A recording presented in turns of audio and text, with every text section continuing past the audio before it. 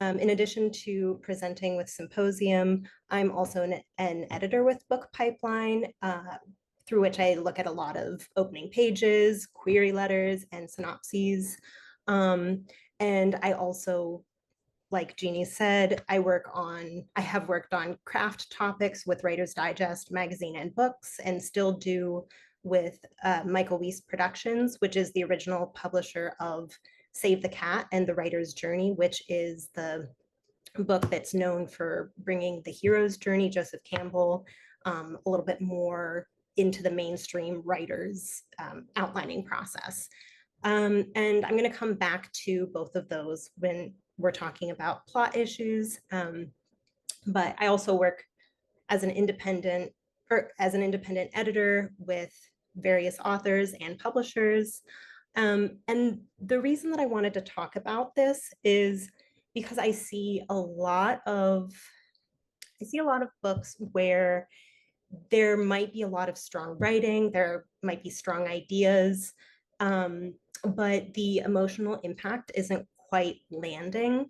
Um, and I've also worked with sometimes for submissions through Book Pipeline, where somebody will submit something, and especially with the query letters and synopses, I'll read them and think, I just, this is well written, the details are clear, but I can't figure out what's tying all of this together. And so I'll give some advice on adding the character arc and kind of focusing on that first to craft those pieces. And then there are times when I will give that advice and think, okay, this writer, it's not a bad piece, but I think they really need to probably spend a lot of work revisiting this. And then they will resubmit it and make a few shifts following my advice, making sure the character arc is cohesive, and it'll completely transform the piece. So I think that it's really, really essential for making sure that the story doesn't just make sense and work on a plot sense, but also feel emotionally true and as if there's an emotional through line that carries us from the first page to the end, and ideally thinking about it moving on after that.